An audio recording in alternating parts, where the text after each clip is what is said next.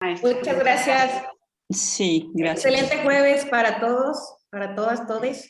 El día de hoy me honro en acompañar y sentirme pues bien acompañada por 3 grandes mujeres integrantes de la comunidad orgullosamente ICEWAPJO.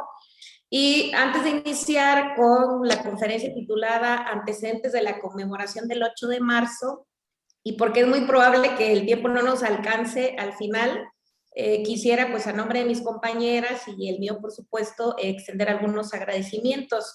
En primer lugar, nuestro agradecimiento al director del ICEWAPJO, a lo mejor no está presente, pero se lo hagan extensivo, ya que el día viernes 4 de marzo, pues tuvo a bien hacernos llegar la invitación para poder participar en las actividades del día de hoy. Así que, pues, muchas gracias al director por esta iniciativa para llevar a cabo esta jornada en el marco de la conmemoración del Día Internacional de la Mujer. En segundo lugar, pues quisiéramos agradecer a todas las y los compañeros que desde días anteriores se encuentran organizando este evento y el día de hoy desde muy temprano se encuentran en el detrás de cámaras, ¿no? Para que todo salga bien y estemos aquí platicando el día de hoy. Muchas gracias a todas las y los compañeros. Y la actividad que nos convoca el día, en este momento, pues vamos a desarrollarla en 2 momentos. En un primer momento vamos a dar inicio con la conferencia que estará a cargo de la doctora Leticia Briceño Mas, profesora de tiempo completo del instituto, además coordinadora académica del doctorado de Educación, Arte y Cultura de nuestro instituto, programa reconocido en el Padrón de Calidad del Consejo Nacional de Ciencia y Tecnología, CONACYT. Una vez concluida la participación de la doctora Leti, nuestra querida doctora Leti, vamos a abrir el espacio, pequeño espacio para a lo mejor un par de preguntas. Hubiéramos querido que fueran más, pero vamos a intentar respetar los tiempos establecidos para el desarrollo de esta jornada, así que si en el transcurso surgieran muchas más preguntas, pues se las haremos llegar a la doctora Leti para ver el mecanismo de responder más allá de un par, ¿no? Y en un segundo momento, pues vamos a tener la participación de la doctora Olga, profesora de tiempo completo, y la licenciada Aleida Palacio, también coordinadora administrativa de nuestro querido instituto, y nos agregaremos también la doctora Leti y su servidora para esta cuestión de aportes de mujeres mexicanas a la historia. Entonces, para ya apegarnos a los tiempos, voy a darle la palabra a la doctora Leti. Muchas gracias, doctora. Bienvenidas, bienvenidos todos. Gracias. Muchas gracias, maestra Marichuy. Agradezco mucho la participación de quienes nos están acompañando, sobre todo estudiantes de nuestro querido Instituto de Ciencias de la Educación, profesores también que nos acompañan, profesoras. Y bueno, para nosotros, quienes integramos hoy este grupo que vamos a presentar, pues me gustaría también nombrar a quienes estamos presentes, ¿no? Y además el apoyo que hemos recibido de 2 compañeros feministas en términos de actividades y acciones que han hecho para fortalecer esta perspectiva. Y pues bueno, como ya lo dijo la maestra María Marichuy, a quien así le decimos de manera muy cariñosa en el instituto, ¿no? La maestra María Espinosa, está con nosotros pues la doctora Laura Grijalva, que va a dar algunos elementos. Está la maestra Aleida Palacio Martínez, también está, pues estoy yo servidora, y está la maestra Marichuy, quienes vamos a dar, pues, esta parte de los antecedentes, aportes de mujeres mexicanas a la historia, antecedentes del 8 de marzo, pero también elementos importantes que han hecho estas mujeres a lo largo de su vida y que han cambiado el rumbo de la historia, de mujeres en zonas urbanas, pero también de mujeres en zonas indígenas. Cuando planteamos el poder estar aquí frente a ustedes, nuestro principal objetivo era mostrar que desde cualquier espacio, desde cualquier trinchera, desde cualquier perspectiva profesional, todos podemos hablar de perspectiva de género, de elementos feministas, y todos podemos ser feministas. Hay una multiplicidad de definiciones del concepto de feminismo. Yo no me atrevería a dar un concepto porque hay una pluralidad de elementos conceptuales del feminismo, pero sí sé que quien visibiliza la violencia, la desigualdad que viven las mujeres, sí sé que quien lucha a favor de los derechos de las mujeres, de las jóvenes y las jóvenes estudiantes y de las jóvenes mujeres y de las mujeres adultas y de las niñas, sí sé que quienes están coadyuvando a esta lucha también tienen una perspectiva feminista y es válido que nos acompañen. En ese sentido, bueno, yo quiero iniciar hoy con una serie de eventos históricos que ocurrieron a lo largo de la historia y que están detrás de este 8 de marzo. Y lo quiero compartir con las jóvenes estudiantes que nos han demostrado que están emprendiendo una lucha muy difícil en un contexto adverso de violencia feminicida, en donde a quienes estamos en otra generación y que nos ha tocado también abrir camino, no nos queda más que luchar con ellas, acompañarlas y defender su voz. Entonces, en ese sentido, pues voy a comenzar a compartir. Si me permite un momento, si podemos bajar esta imagen y puedo compartir estas. Y vamos para pasarle, bajamos la infografía. Y vamos primero con antecedentes históricos. Si me permiten, quisiera yo compartir algunos eventos que ocurrieron y que le dieron. ¿Ok? Me permiten compartir la pantalla. ¿Ok? Si me permiten compartir la presentación, quien está a cargo de la logística, muchas gracias. Y bueno, pues vamos aquí con el 8 de marzo. Y vamos con esta historia que conmueve y nos conmueve a todos. Ok, no sé por qué. Ok, ahí está. Vamos a ver. Ya están ustedes mirando la pantalla. Voy a abrir la...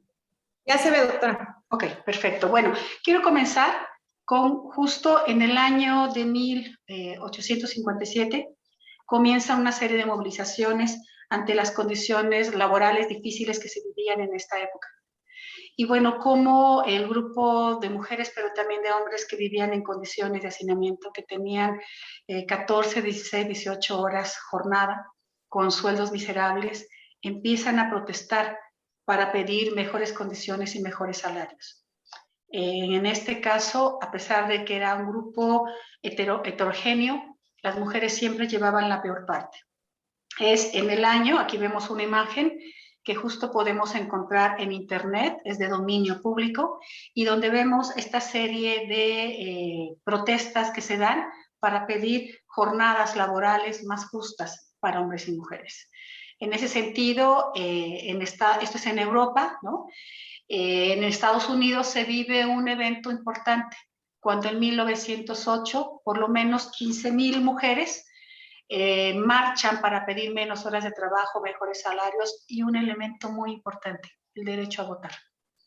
Un año después, el Partido Socialista de América declara el Día Nacional de la Mujer, que se celebra por primera vez en Estados Unidos este 28 de febrero, que es un día que irrumpe en la escena histórica y que pasaría como un evento importante a partir de una mujer, la comunista alemana Clara Zetkin, quien en ese evento, ¿sí?, un día de 1910, pide que se conmemore el Día Internacional de la Mujer Trabajadora en Copenhague, Dinamarca. Su propuesta no solo es escuchada por mujeres europeas, sino por mujeres que procedían de diferentes países y que es aprobada por unanimidad. Sin embargo, este hecho, ¿no?, queda sentado, comienza el Día Internacional 2 años después, ¿no? Y justo a partir de toda esta década, con la irrupción de la Primera Guerra Mundial, con otros elementos que se fueron viviendo, ¿no?, y que son marcados y son enfatizados por un hecho dramático histórico, que es el incendio que se da en un edificio de Manhattan, donde trabajaban más de 146 mujeres que hacían costura, que realizaban, que eran costureras. Habían algunos varones, pero en su mayoría eran mujeres.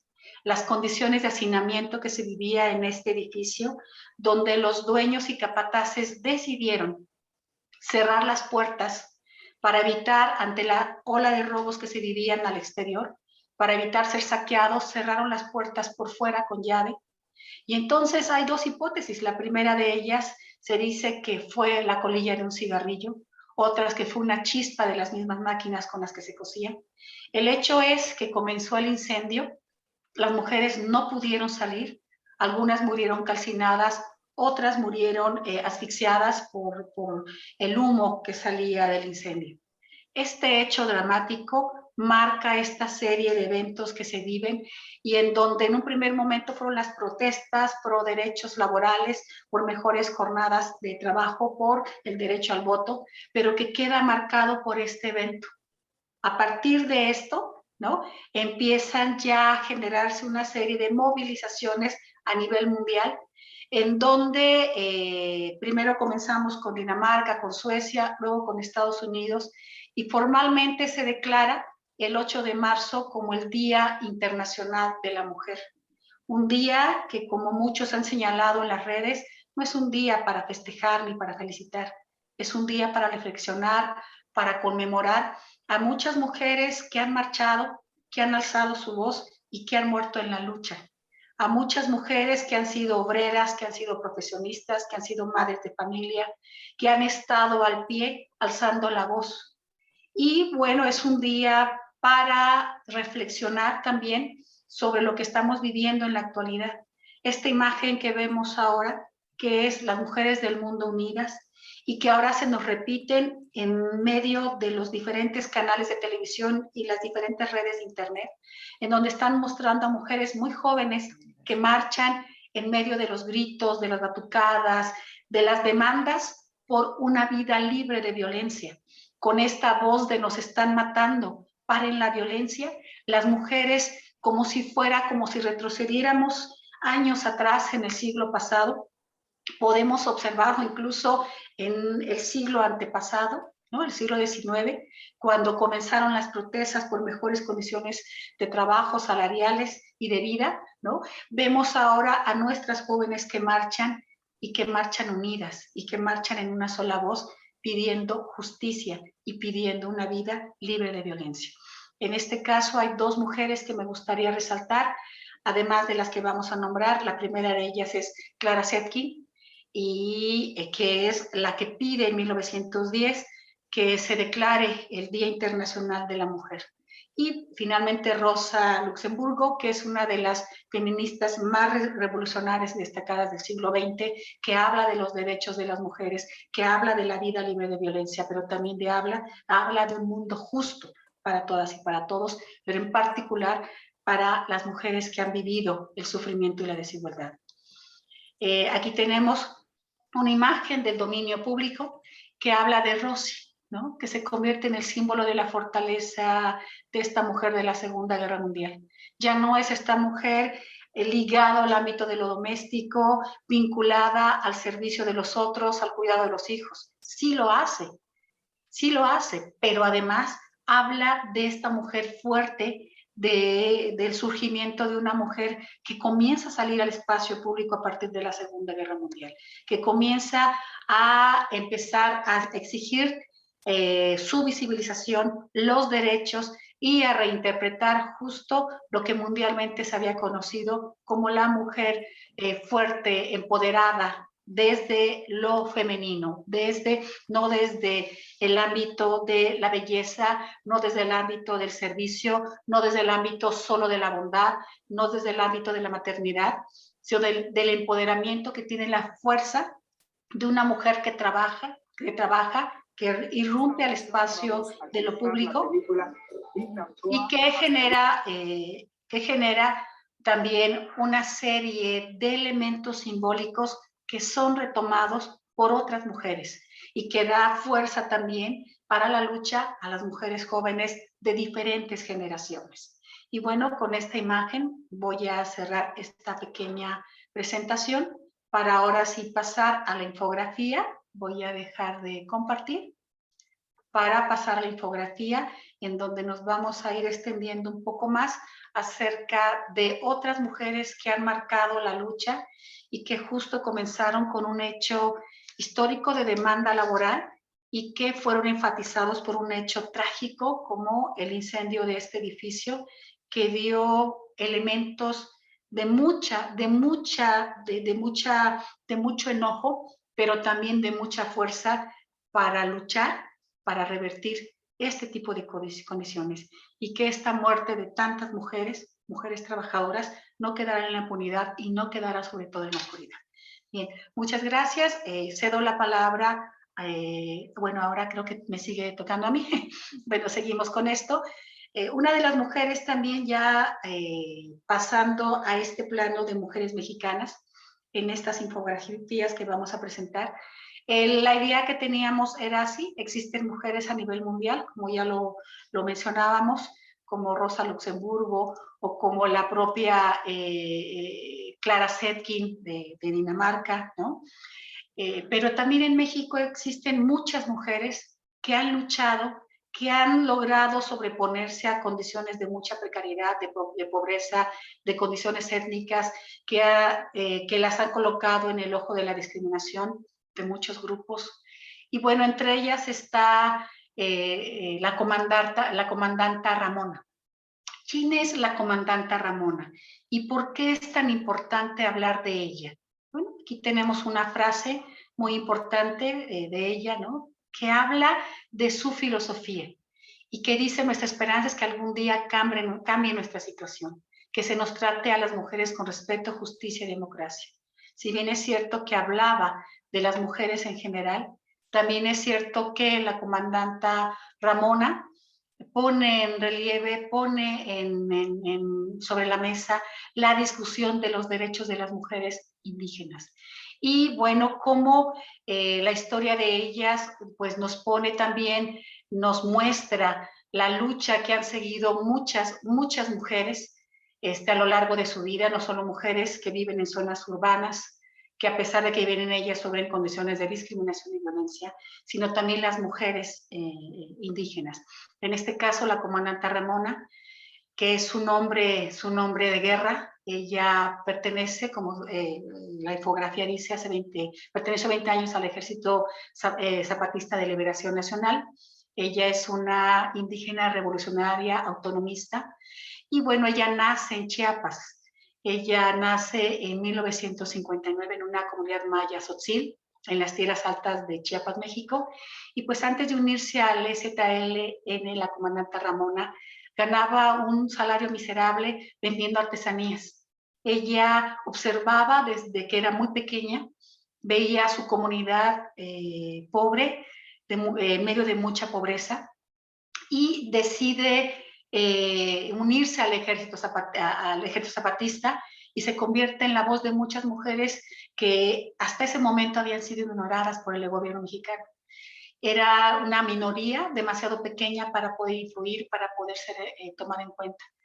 Era una minoría que estaba desacreditada porque no hablaba la lengua imperante, el español, porque no tenía los elementos de poder que tienen los grupos que viven en las grandes ciudades, ¿no? Y bueno, esta mujer que de apenas 1,40 centímetros, pequeña en su anatomía, pero grande en su corazón, nace en esta comunidad tzotzil y empieza a hablar un discurso diferente, a partir de pensar que las mujeres también podían, las mujeres indígenas también podían hacer grandes aportes a sus comunidades, a la educación, a la forma en que se observaban las comunidades indígenas. La comandante Ramona genera toda una visión de otras mujeres. Ella era bordadora, nunca dejó de ser bordadora, y a la par que era bordadora, también levantaba la mano para luchar, levantaba el rifle para luchar, pero sobre todo levantaba algo muy importante, que finalmente fue el símbolo, algunos lo llaman el símbolo excepcional de este movimiento zapatista. Alzaba su voz para impulsar esa ley revolucionaria de las mujeres zapatistas que finalmente fue consensuada por otras mujeres. Es la voz que habla de la esperanza para esas mujeres, es la voz que habla de la fuerza y es la voz que plantea que un mundo es posible, un mundo en donde todas y todas estén contempladas, pero sobre todo las mujeres indígenas, con voz, con creatividad, con armonía, con esperanza, a partir de su fuerza femenina, pueda ser también contemplada. La comandanta Ramona, en el año de 1995, tiene que ser operada, se le trasplanta un riñón producto del cáncer que ella padecía. Este riñón le permite vivir 10 años más de lucha. Finalmente, ella logra trascender, es la primera en salir del cerco que impuso los militares para evitar que esta filosofía, que esta forma de percibir el mundo fuera escuchada por otras mujeres, sale del cerco zapatista y llega a la Ciudad de México y entonces irrumpe en los escenarios y habla a través de un lenguaje poético de la forma en que las mujeres están trabajando para ser vistas de manera distinta. La comandanta Ramona tiene frases como llegamos hasta aquí para gritar, junto con todos, los ya no, que nunca más un México sin nosotros. Eso queremos, un México donde todos tengamos un lugar digno. La comandanta Ramona marchó en 1996 en una marcha histórica zapatista hacia la Ciudad de México. Y bueno, recordamos a esta comandanta no solo por sus elementos poéticos, sino también porque generó una visión distinta de estas mujeres indígenas en la lucha y bueno, una visión distinta de lo que debe ser un mundo con dignidad para estas mujeres, un mundo con dignidad para todas las mujeres.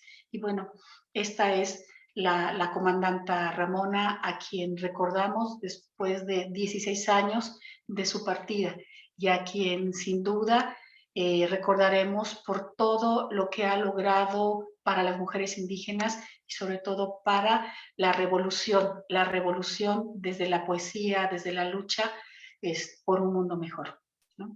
Muchas gracias. Hasta aquí mi participación por este momento. Adelante. Muchas gracias, doctora. En este caso creo que sigo yo. No sé si pudiera compartir.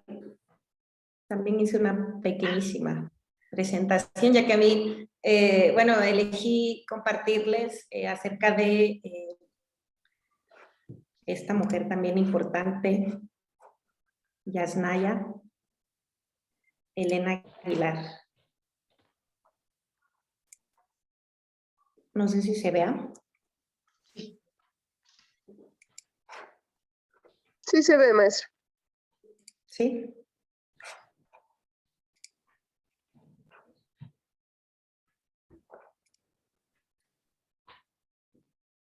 ¿Sí?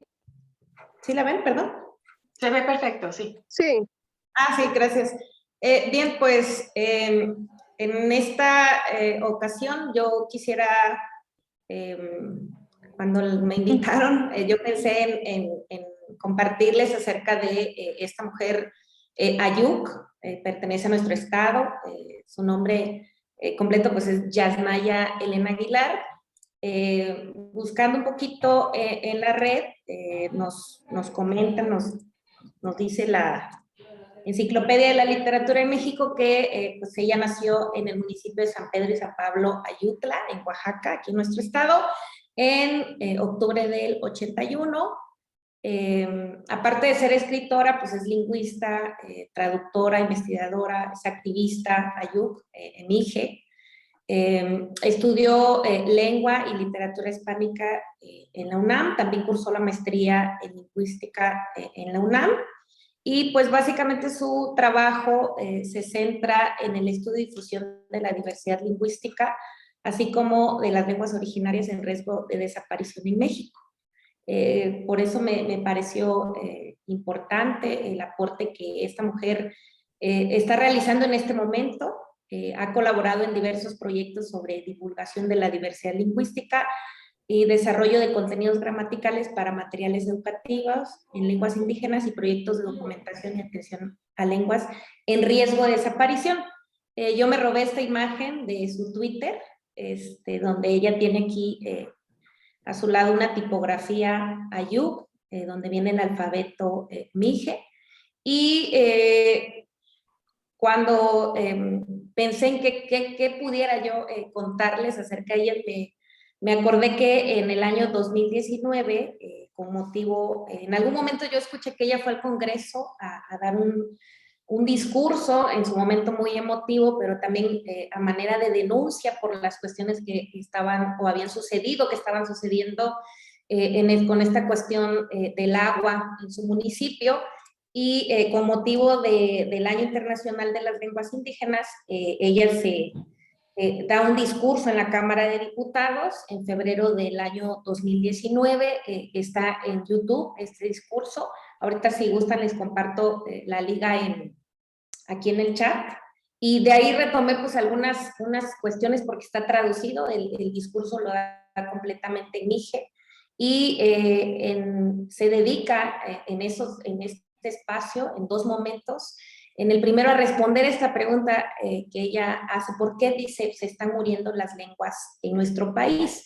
Y hace pues una denuncia que México, dice, es quien nos quitó nuestras lenguas, aun cuando recién ahora se podría decir que han cambiado las leyes y nuestras lenguas continúan, dice, siendo discriminadas dentro del sistema educativo, dentro del sistema judicial y también dentro del sistema de salud. Y me parece muy interesante que la pregunta dice, ¿por qué se están muriendo? Bueno, ella dice, las lenguas pues no se mueren solas, a nuestras lenguas las matan.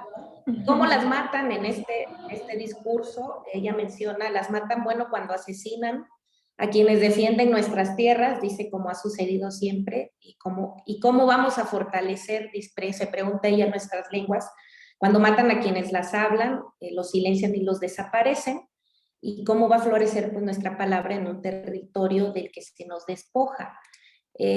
A nuestras lenguas, dice, las matan también cuando no se respetan nuestros territorios, cuando venden y concesionan nuestras tierras y cuando las consultas sobre si queremos que sus proyectos se realicen en nuestros territorios no se llevan a cabo de la manera adecuada o como deberían llevarse. Y en este mismo discurso, después de un análisis y de ella darnos estadísticas de cómo en un principio, o por lo menos antes de la colonización, nuestro país contaba con una diversidad lingüística amplia y a partir de que nos convertimos en lo que llamamos México, dice ella, nos volvemos monolingües, ¿no? Al español. Entonces, un tanto para dar respuesta a esta pregunta que ella lanza en su discurso, dice, pues las lenguas no mueren, las matan. ¿Quién las mata? El Estado mexicano las borra, se dedica a borrarla. El pensamiento único, la cultura única, el Estado único, y con el agua de su nombre las borra. Entonces, me parece muy importante para quien quiera ver el discurso, es muy emotivo, lo habla completamente en Mije. Y también quería compartirles que el año pasado, con motivo también de una publicación de ella que se llama Manifiestos sobre la Diversidad Lingüística, pues hace referencia que la importancia de las lenguas, dice, pues radica en quienes las hablan. Y si las lenguas se están desplazando, perdiendo, porque quienes las hablan están sufriendo violencia y se les están violando derechos humanos y sobre todo derechos lingüísticos, por lo que es importante mantener esta diversidad lingüística, no por las lenguas, dice ella, principalmente, sino para que paren todas estas violencias, y lo cual nos lleva a que mantener la diversidad lingüística pues es un síntoma de que los derechos de sus hablantes están siendo respetados. Entonces, muy importante lo que ella menciona con motivo de una entrevista que le hacen de esta publicación Manifiesto sobre la Diversidad Lingüística, y algunos datos que ella aporta en esta entrevista que yo recuperé también de la red, menciona que hay 68 agrupaciones lingüísticas, 365 variantes o sistemas lingüísticos distintos según el catálogo del Instituto Nacional de Lenguas Indígenas, pero el Estado mexicano pues sigue siendo monolingüe en español, a pesar del marco legal, dice, no está siendo suficiente para que deje suceder esta situación de discriminación que viven las personas que hablan alguna lengua, y todas las lenguas que no son del Estado y unas más que otras están al borde de la extinción, y necesitamos hacer algo radical y fundamental para que esto deje de suceder. Es digamos, la bandera que ella enarbola, la que ella lleva. Colabora también, quisiera platicarles también que ella colabora en el Colmix. Esta es un poco la parte, bueno, tomé una captura de su página de internet, y es se denomina como una prestigiosa institución pública y comunitaria dedicada a la investigación y difusión sobre distintos aspectos de la mixiología, dice. Sus áreas de interés abarcan temas como la diversidad biológica, la formación comunal, la musicología, la educación, los derechos, la lingüística, entre otros. Y pues el Colmix cuenta con investigadores de distintas partes de la región Mije y genera nuevo conocimiento a través de una investigación rigurosa y metodología AYUC. Por si quieren entrar a la página, es colmix.org, ahí ya tienen diversas colaboraciones. También es muy activa en redes. El año pasado apenas mencionó que por algunas cuestiones de hackeo parece cerró su Twitter, no ha escrito mucho desde septiembre del año pasado, pero la podemos encontrar en YouTube, también aquí en la página del Colmix, en el colectivo Mije. Ahí hay una serie de aportaciones de Yasnaya. También hay otra página en Twitter en donde ella hace algunas entrevistas a diversos actores de la comunidad científica de arte y periodismo bajo la producción de Nauyaka Producciones. Entonces, si quisieran buscarla, también ahí ella realiza una serie de entrevistas. Y por último, platicarles que el año pasado también, a lo mejor se enteraron, si no, pues pueden verlo también en YouTube, hizo una colaboración con Gael García Bernal en esta cuestión bajo la producción de La Corriente del Golfo, que se denominó El Tema, así. Si ustedes lo buscan, así les aparece.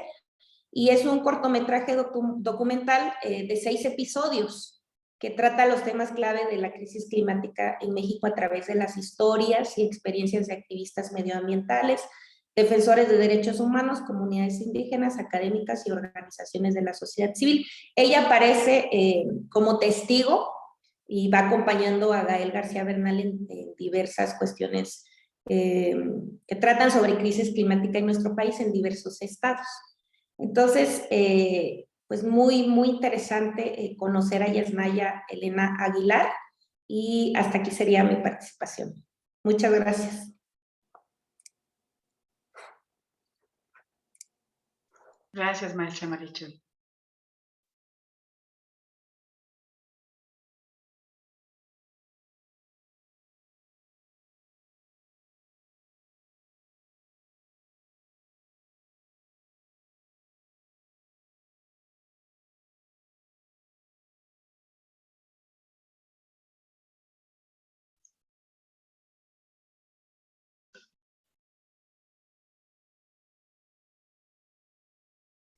Es mi turno. ¿Qué tal? Buenas tardes.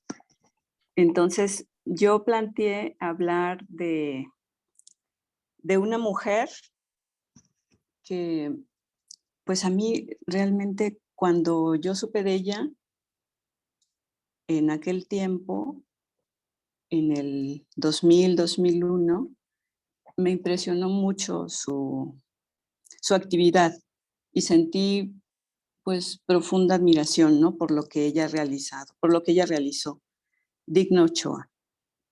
Y me parece que su caso, su biografía, lo que ella realizó, pues tiene que ser conocido por todas las generaciones de mujeres, creo yo, y por eso me parece importante traerla aquí para que ustedes la conozcan un poco de lo que ella hizo.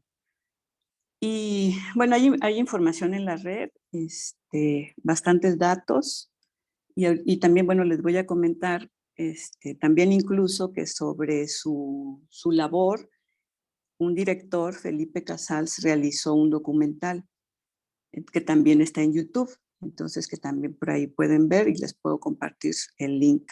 Y también hay una historia gráfica de su vida que la hizo una organización que se dedica precisamente pues a mostrar que se dedica a la defensa de los derechos humanos. Entonces, y que esta organización es la que ha acompañado a los familiares de Digna Ochoa para pedir justicia. Porque Digna Ochoa, pues desafortunadamente fue asesinada, aunque el gobierno mexicano nunca aceptó esto. Bueno, primero sí dijeron que había sido un homicidio y después dijeron que había sido un suicidio. Entonces, bueno, déjenme comentarles entonces que Digna Ochoa y Plácido nació en Misantla, Veracruz, en 1964. Y pues era una joven universitaria como ustedes, como alguna vez nosotros también lo fuimos, y que venía, claro, de una familia pobre con muchos hijos. Fue la quinta hija de una familia de 13 hijos e hijas. Y en 1984 ella se graduó como licenciada en Derecho en la Universidad Veracruzana. Entonces, Digna, pues digamos que ella reconocía, ¿no?, todas las necesidades de, de la gente necesitada, de los vecinos. Y bueno, que le interesaba a Digna. Ella estudió, ella era abogada. Entonces, ¿qué era lo que le interesaba a Digna? Yo, claro, he pensado en eso, ¿no? Y por aquí encontré en la red que mujeres que se dedican, digamos, a recordar su memoria, dicen, claro, pues claro, que justo que ella aspiraba a la justicia, a la verdad, a la equidad y a la dignidad de las personas menos afortunadas. Entonces ella, pues, haciendo justicia a esto, ella empezó a trabajar en el 88 en el Centro de Derechos Humanos Miguel Agustín Pro Juárez, que es conocido como el Centro PRO en la Ciudad de México. Y en el 99, ella inicia una investigación de la persecución. Bueno, claro, ella también, digamos, tomaba casos complicados, ¿no? Persecución, tortura y encarcelamiento de campesinos ecologistas. Ellos habían liderado un movimiento de denuncia contra una empresa estadounidense por la deforestación del bosque, ¿no?, en Guerrero. Y en 1999, bueno, ellos fueron encarcelados y luego en 2001 les fue conmutada la pena, aunque nunca dijeron que habían sido inocentes, ¿no? Bueno, pero ese es el caso de los hermanos ecologistas campesinos. Entonces, y Digna, ella siguió, bueno, con otros casos, y en 1999 fue secuestrada en 2 ocasiones, y una de ellas la retuvieron en su propia casa por más de 8 horas. Y también los compañeros del despacho recibieron amenazas de muerte, pues por estas actividades que ellos hacían de defensa.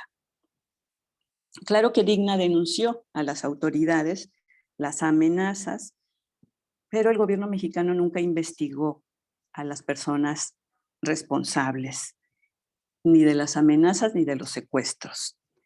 Y en el mismo año, en 1999, la Corte Interamericana de Derechos Humanos, bueno, digamos que es una instancia, ¿no?, internacional a la que acuden muchos defensores cuando no se les ayuda en el país. Entonces, ahí ellos pidieron al gobierno que se protegiera la vida de Digna Ochoa y de los miembros del Centro PRO. Y bueno, creo que ella pues no se sintió segura en realidad, y en el año 2000 se tuvo que ir a los Estados Unidos por seguridad.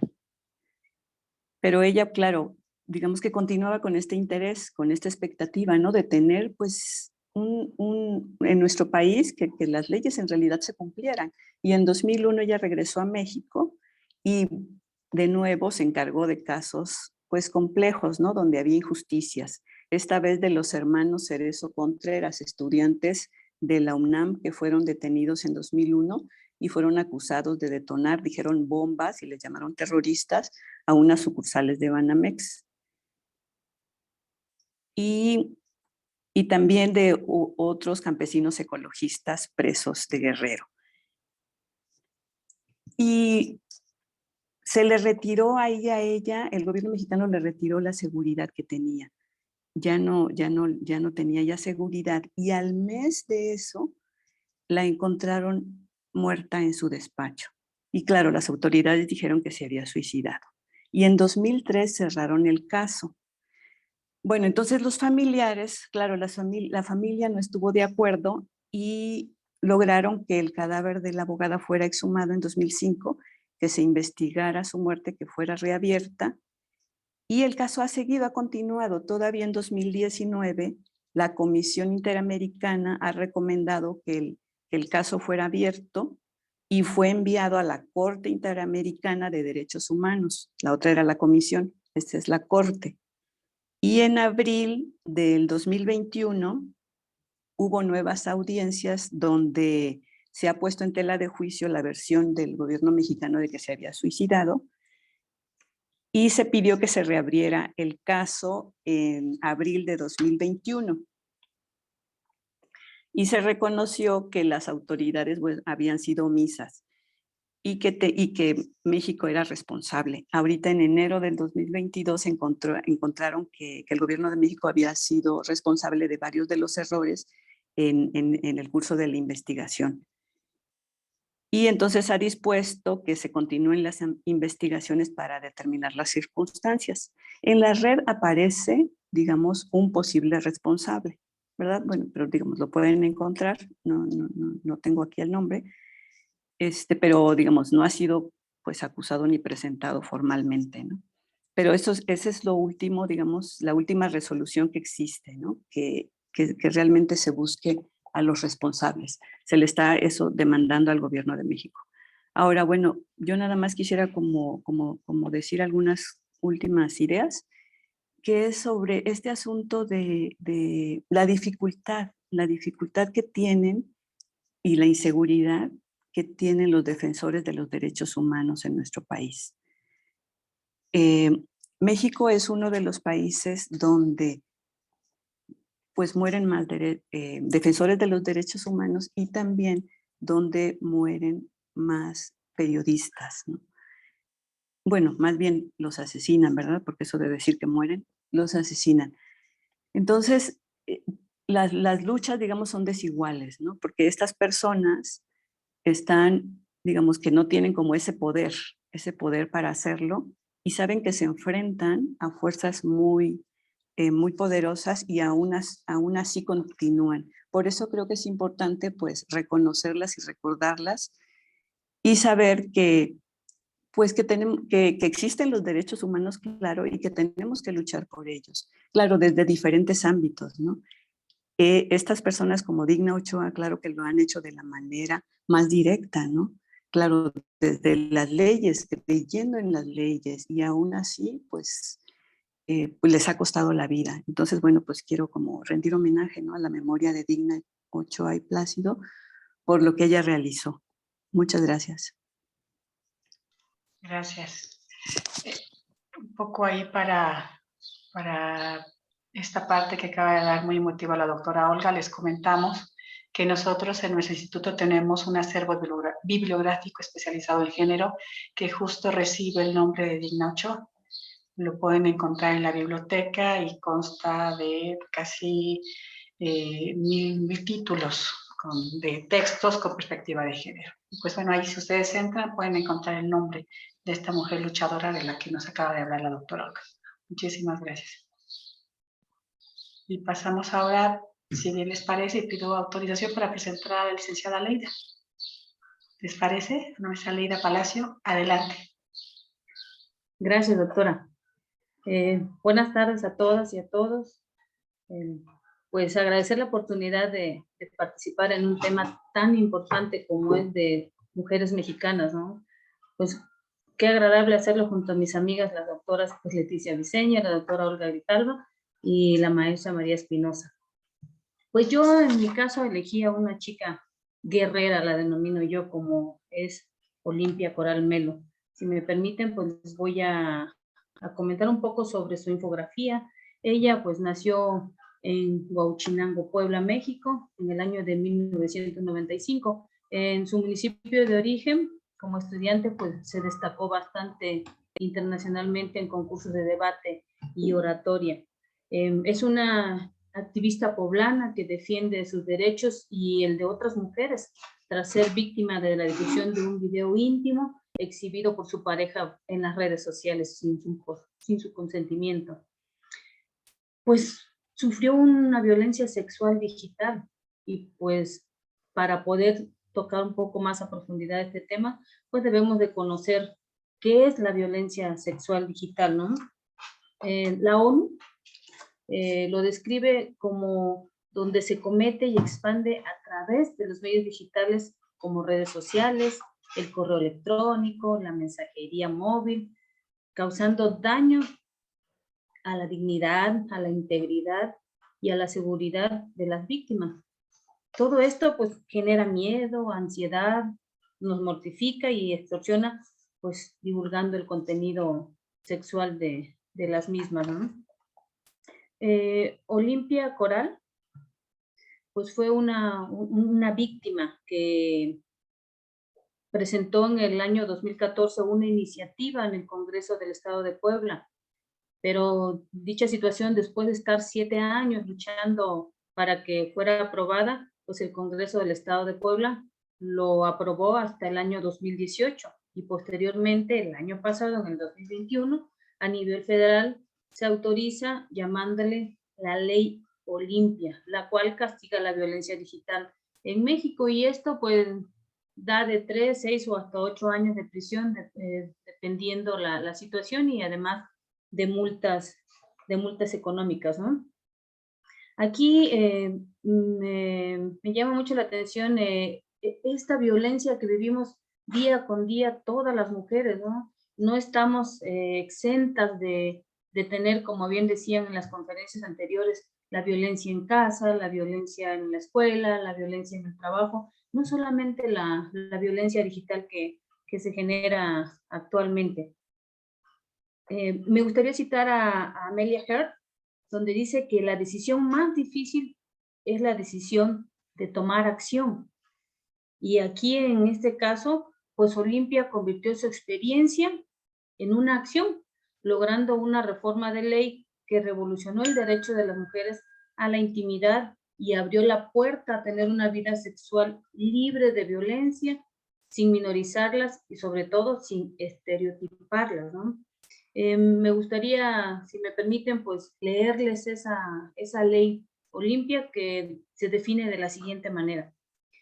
Ley Olimpia: son actos de acoso, hostigamiento, amenazas, vulneración de datos e información privada, difusión de contenido sexual, como son fotos, videos, audios, sin su consentimiento, a través de las redes sociales, que atenta contra la integridad, la libertad, la vida privada o vulnere algún derecho humano en las mujeres. Aquí, Olimpia, después de haber vivido toda esta situación, pues generó una fundación, la cual actualmente pues ella es la que dirige su fundación y tiene como objetivo pues una hermandad entre las mujeres al percibirnos como iguales, ¿no? Para poder aliarnos y apoyarnos mutuamente ante toda la violencia que se vive en el mundo, ¿no? No solo en nuestro país, sino en todas partes existe esta violencia digital, el acoso sexual, ese ciberacoso del que nadie pues está exento, ¿no? Ni siquiera nuestros niños, nuestras niñas, con esta modalidad que tenemos actualmente de trabajar en línea, a veces no sabemos, si no ponemos atención, qué es lo que nuestros propios hijos e hijas están viendo o viviendo en ese momento, ¿no? Si no vigilamos cómo están llevando a cabo ese rol que llevan día a día en el área educativa, ¿no?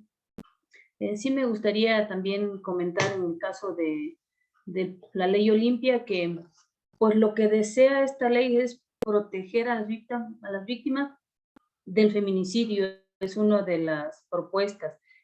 También hay que no dejar de mencionar que es un primer proyecto en materia digital con perspectiva de género, que no siempre se había dado, ahora ya se abrió esa puerta para que a las mujeres podamos visibilizar la violencia que generan contra nosotras, ¿no?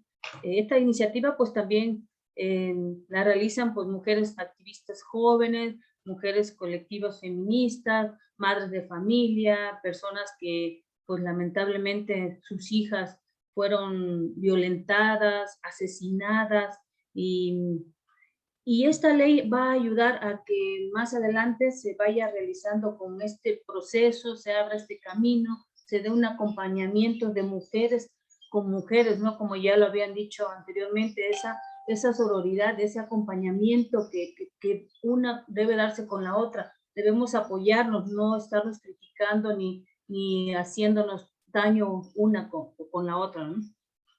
¿Qué reconoce también esta ley Olimpia? Pues reconoce la violencia, el ciberacoso, pues a través de la tecnología, como actualmente pues toda la información que llega a través de las redes, a veces son información cierta o la famosa fake news, ¿no? La falsa información que hace que nosotras pues caigamos en muchas situaciones que no nos llevan a nada productivo. Creo que como mujeres tenemos una oportunidad de disfrutar nuestra sexualidad, de que nadie tiene derecho a dar a conocer absolutamente nada de nuestra intimidad, menos si no somos autorizadas, ¿no? En la actualidad, pues también tienden a mucha gente a grabar cosas y a subirlas en las redes con tanta facilidad, ¿no? Como son ahora los famosos TikToks, ¿no? O bien que tú disfrutes exactamente lo que estás viendo. Ayudar a esa visibilización creando mecanismos pues para aplicar más la justicia, ¿no? También la ley Olimpia pues nos ayuda a que protejamos nuestra intimidad, nuestros derechos sexuales para salvaguardar nuestra integridad de las mujeres.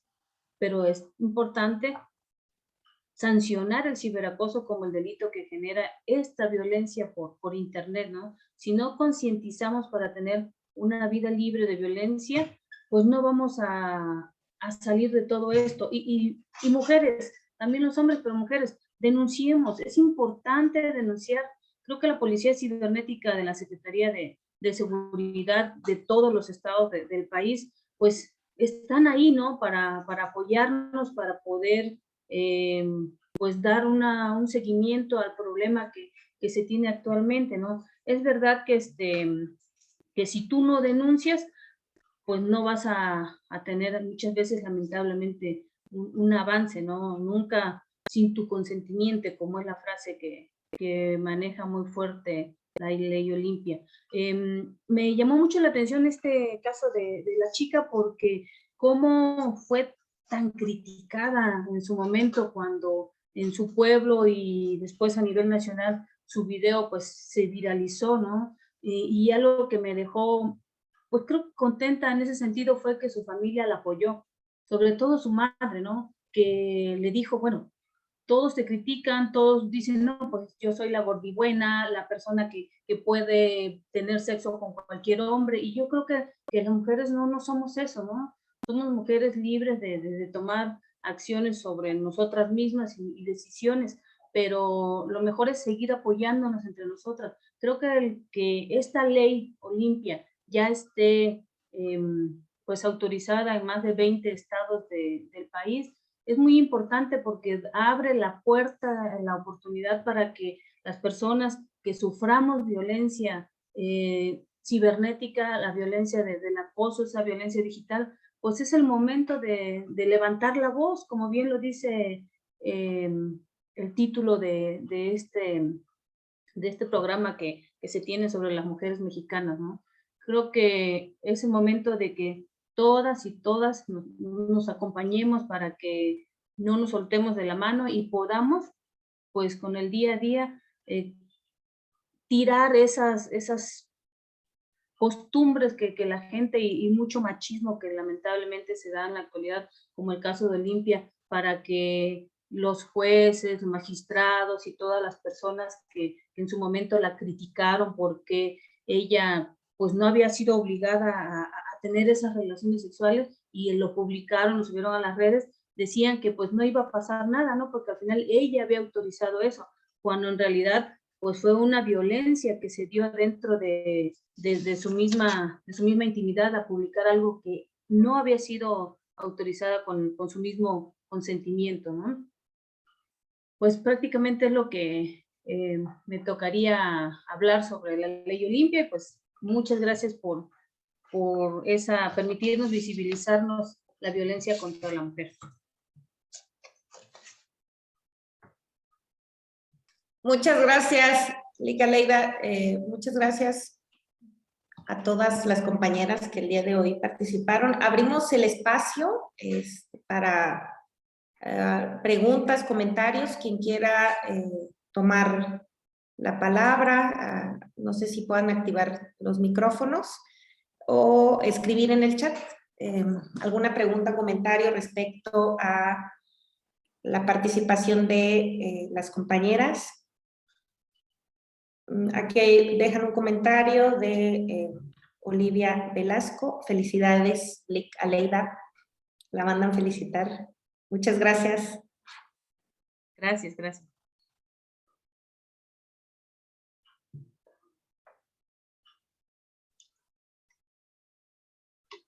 A mí me gustaría compartir, maestra Marichuy, solo una serie de imágenes, también que podemos encontrar en internet, pero que nos dan también la idea de estos procesos, de los nuevos movimientos, las movilizaciones, ¿no? Ayer me llamaba la atención, estaba haciendo la lectura y recapitulación de muchas de las notas acerca de las marchas que se dieron en torno a mujeres y en donde prácticamente el vaticinio es que iba a haber violencia. Curiosamente, el trato que se le dio a una nota anterior, que fue la violencia que se vivió en un estadio de béisbol, donde vimos a los hombres peleando, ejerciendo una violencia brutal, no fue lo mismo que ocurrió ahora con las mujeres. Prácticamente se colocaron contingentes de mujeres para poder no solo proteger la marcha, sino como vallas para evitar lo que ellos llaman destrozos. Y bueno, cómo se va dando también como esta incongruencia y este doble discurso, porque mientras en las notas podemos ver los rostros, los cuerpos de mujeres que son víctimas de esta violencia feminicida, de mujeres que ya no van a poder hablar ni poder pedir sus derechos, muchas de ellas han estado en las marchas y meses después han aparecido también sin vida, o desaparecidas, o de las mujeres que ahora están lejos de sus casas porque fueron secuestradas. Entonces, cuando vemos el doble discurso de cómo para uno las sanciones son mínimas, porque hay elementos económicos de peso, para estas marchas es el señalamiento, es el escarnio. Y bueno, en ese sentido yo sí quisiera compartir una serie de imágenes que, bueno, igual las pueden encontrar en internet, pero que habla de esta diversidad. El hecho de que hoy estemos en la mesa mujeres de diferentes espacios del instituto, que esa es la idea, no solo era hablar de mujeres desde quien sabe, desde quien tiene los elementos teóricos, que todas de alguna manera hemos construido esos elementos desde diferentes perspectivas, sino era confluir, compartir con las jóvenes estudiantes del instituto, traer un tema que seguramente ellas ya conocen, que ha sido súper reproducido en las redes sociales en los últimos días, pero que no está de más. Y la idea es eso, generar procesos de cultura, ¿no? Desarrollo de cultura dentro del espacio de la educación, para que en la cultura se arraigue un no a la violencia, en la cultura de nuestras jóvenes se arraigue un alto a la violencia y sobre todo la voz para reclamar los derechos, que la voz reclamando derechos se haga costumbre. Entonces voy a compartir aquí un poco de esto que les comentaba en cuanto a imágenes. Retomo la presentación que hacía, no sé si se alcance a ver. Y bueno, también aquí con las imágenes, pues la pluralidad No hay mujer de ningún espacio, en ningún lugar del mundo que no sea objeto de violencia. La violencia atraviesa los diferentes estratos sociales, de las diferentes economías. Las mujeres en todos los círculos somos objeto de violencia de manera cotidiana. Mujeres que se trasladan de sus trabajos hacia la escuela y que reciben violencia en los camiones y no pueden decir nada ante la sorpresa de la violencia que se ejerce contra sus cuerpos. Mujeres que van por las calles con el temor de ser tocadas, abusadas, violentadas, o que en las mismas universidades, atravesando determinados espacios, son silbadas, son insultadas, porque atraviesan un espacio que no es el propio de ellas, o que simplemente visten sus cuerpos con la ropa que mejor les acomoda, pero que ante esta sociedad hipócrita señala a las vestimentas como si fuera producto de algo demoníaco, ¿no? De algo que incita al deseo y al placer. Tenemos aquí mujeres de todas las edades exigiendo no más muertas, no más violencia. Mujeres muy jóvenes, ¿no? Que hablan de luchar hoy para no morir mañana. Y sobre todo con esta imagen, ¿no? En donde las mujeres se toman de las manos en esta lucha que se establece de manera conjunta. No hay feminismos, no hay generaciones, lo que se habla es de una lucha conjunta. Y bueno, aquí mujeres de todas las ideologías que hablan de sus derechos, pero también del derecho a ser y estar en el mundo sin condiciones. Tenemos aquí otra imagen, ¿no? De diferentes mujeres, más imágenes. Y bueno, con estas imágenes, yo sí quisiera ahora, como lo señala la maestra Marichuy, dejar pasar la voz hacia nuestras jóvenes y nos gustaría escucharlas. Nos gustaría saber qué piensan sobre esto que compartimos con ustedes. Y bueno, pues hasta aquí ahora sí mi participación. Muchas gracias. En tanto llegan las preguntas o comentarios de nuestros estudiantes, Sí. yo quisiera señalar dos cosas.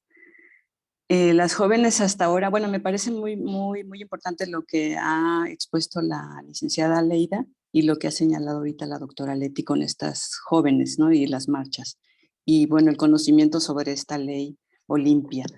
Digamos que yo no la conocía y me parece muy bueno conocerla y también que la conozcan las estudiantes y los estudiantes también los muchachos. Entonces, quiero decir que algo que hay que reconocer de estas mujeres que se han atrevido a hablar, públicamente y a contar sus casos, que son en mucho, que son vergonzosos o incluso que les generan culpa, yo quiero reconocer, digamos, esa valentía para poder enfrentar estos sentimientos, que son, creo, los más difíciles, ¿no? Porque muchas de las jóvenes, de las muchachas, de las mujeres, van a tener este sentimiento, ¿no? De que ellas lo provocaron, de que, o a lo mejor no de que lo provocaron, pero de que les da vergüenza que se sepa. Y estas mujeres han sido muy valientes porque han abrazado su vergüenza. Y porque ahora saben que no tuvieron la culpa también. Entonces creo que esto es bien importante, ¿no? Que si sientes esta vergüenza, pues abraza tu vergüenza, ¿verdad? Y da un primer paso, uno pequeño con el que te sientas segura. Y claro, es bien importante tener un acompañamiento. Eso es muy importante, ¿no? Por todo lo que se pueda presentar. Entonces, pues yo las invito, ¿verdad? A reflexionar sobre esto para poder también conocer esta ley y también darla a conocer a otras estudiantes, a otras mujeres, ¿no? Fuera de la universidad. Gracias.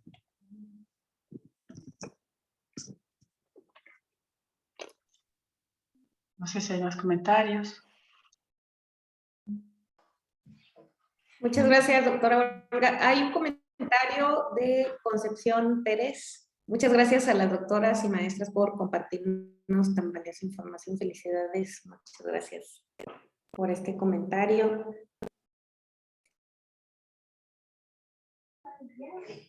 Maestra Marichuy, si me permite dar otra información, un comentario. Sí, adelante. Sí, agregando un poquito más a lo de la violencia de género contra las mujeres, nosotras, pues, creo que también esto viene dentro del seno familiar, ¿no? Como nuestro conjunto de valores, nuestra sociedad actual, cómo nos educaron a nosotras desde el hogar, cómo fueron nuestros padres y nuestras madres también educados por sus propios padres, y se va generando como ese vínculo y esa cadena repetitiva, ¿no?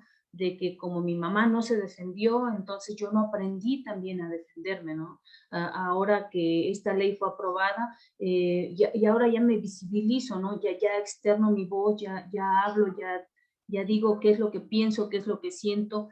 Voy a ser criticada probablemente, y es lo más seguro hasta señalada, pero chicas, es un momento de no callarnos, es un momento de que hay alguien más aparte de Dios protegiéndote, cuidándote, guiándote para que nuestras leyes, que poco a poco se va abriendo ese espacio donde permitan que la mujer pueda externarse, ya sea a través de marchas y de todo lo que hemos dicho, pues se minimice esa violencia, ¿no? Porque pues sí tiene ese origen dentro de la misma cultura, nuestra educación, nuestra religión, nuestra preferencia sexual, ¿no? Donde nos critican si somos heterosexuales, si somos lesbianas, si somos, etcétera, etcétera, etcétera, ¿no? Esa crítica que muchas veces se vuelve deconstructiva, en lugar de ser algo favorable, nos van generando pues como una marca, ¿no? Un estereotipo que tú no sabes a veces por la forma en cómo vienes, como dije anteriormente, educada, pues piensas que tú estás haciendo mal las cosas, que tú eres la culpable, como lo dijo acertadamente la doctora Olga, ¿no? Pero no somos la culpable, ¿no? Ese es un andar en el que nosotras, las mujeres, pues nos vamos manteniendo en una condición, ¿no? En ese ir y devenir, así como, pues, también lo ha citado la doctora Briceño, ¿no? Que establece que la violencia de género es una problemática que responde al imaginario colectivo, donde las mujeres ocupamos un lugar subordinado y muchas veces desvalorizado en la sociedad, ¿no? ¿Cuántas cosas, cuántos roles no tenemos nosotros? Y al final hacemos tantísimas cosas y no se les da el valor que le corresponde. Eso sería todo, maestro. Muchas gracias. Hay una pregunta, compañeras, aquí la hace Azucena Karime García Morales, y pregunta, ¿cuál es la manera de contestarle a un hombre quien no está informado acerca del movimiento y solo habla por hablar? No profundiza más, pero ¿cómo debería contestar un hombre? Dice Azucena. Yo quiero contestar eso. Gracias, doctora.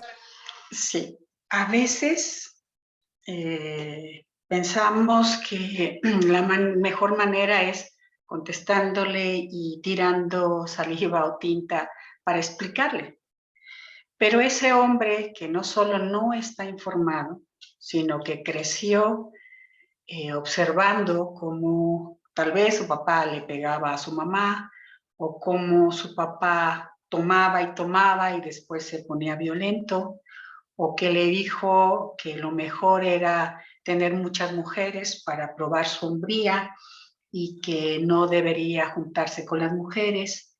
Es decir, que creció en un ambiente donde lo que se le enseñó fue que la violencia machista era aceptada, que creció pensando que tomar una muñeca o vestirse de rosa era cosa de mujeres.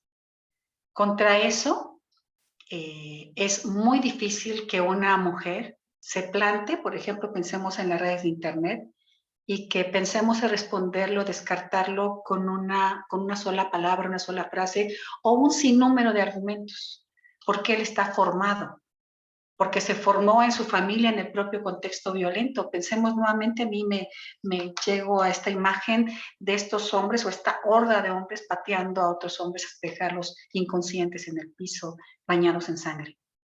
¿Dónde aprendieron eso? ¿Dónde aprendieron que la hombría se muestra a partir de la valentía, pues, justo en la socialización, en los espacios familiares, sociales, en fin. Entonces, ¿cómo contestarle a alguien que ha aprendido que eso es natural? O a un hombre que piensa que, que estos temas son solo temas de mujeres, o que a las marchas solo van aquellas mujeres histéricas a las que no quieren en su casa, o que están mal, o que se merecían que las violaran porque llevaban un vestido arriba de las piernas, ¿no? Arriba de las rodillas, o porque se merecían que las insultaran porque pasaron o salieron de noche, o porque merecían que las abusaran y las violaran porque fueron a tomar una cerveza a un antro. O sea, ¿cómo cambiar ese discurso o ponerse al tú por tú con un hombre así? Me parece que la respuesta no puede ser tan simple ni tan sencilla. Tiene que ver con la forma en que educamos a las nuevas generaciones, a esos niños que están naciendo en un seno familiar y que tienen que observar diálogos distintos acerca del vestir, del ser y estar en el mundo, que de esos niños y esas niñas, ¿no? Que tienen que escuchar otras formas de estar en el mundo a través de su padre y de su madre. Si el niño ve que el padre y la madre tienen actividades en términos igualitarios al interior de la casa, que se reparten las tareas domésticas, que ambos trabajan, al llegar del trabajo ambos terminan la jornada, que no es la mamá que tiene que levantarse más temprano, establecer su jornada laboral, cuidar a los hijos, hacerle ahora con la pandemia de supervisar de las tareas, luego hacer todas las actividades domésticas y luego además trabajar. Si la niña sabe que las actividades son compartidas y lo ve, no solo lo sabe, lo ve desde la infancia, y los niños ven que pueden llorar, que pueden tomar juguetes que han sido señalados como propios de las niñas, muñecas, ropas de diferentes colores. Si los niños ven en su actuar una actitud de respeto desde el seno familiar, son niños que van a crecer con esta cultura. Es muy difícil cambiar la percepción de un hombre que está formado. No es imposible, pero es mucho más difícil hacerlo si hablamos en términos educativos de niños y niñas pequeñas. Si una niña pequeña recibe la información que puede ser piloto aviador, que puede ser jugadora de fútbol, que puede ser arquitecta, ingeniera, matemática, y además se promueve esto al interior del seno familiar, es una niña que va a crecer con ese cuidado. Si una niña recibe la información de que puede vestirse como quiera y que nadie tiene el derecho a tocarla ni a señalar su cuerpo, es una niña que va a crecer con una autoestima alta, elevada, porque no va a estar pensando en los señalamientos que le van a hacer desde afuera, sino lo que la hace fuerte. Y si un niño recibe la información de que debe respetar, que no es el número de parejas, sino la responsabilidad que se tiene con ellas, entonces ese niño va a crecer con una información distinta. Entonces, me parece que reducirlo solo a qué le contesto puede parecer simplista, ¿no? O sea, a veces el enojo gana porque hay mucha rabia y lo vemos en estas movilizaciones, hay mucha rabia contenida, no es en balde, nos están matando, las están matando y a nuestras mujeres jóvenes. Y vemos esta horda a veces de hombres, pero también de mujeres que señalan a las mujeres que osan romper con este esquema. ¿Qué le dices? Y entonces, más bien, quienes estamos en los espacios educativos, tendríamos que voltear a ver bajo qué esquemas estamos formando, qué información les estamos dando, qué nuevas perspectivas les estamos dando. Poco ahí sería mi comentario. Gracias.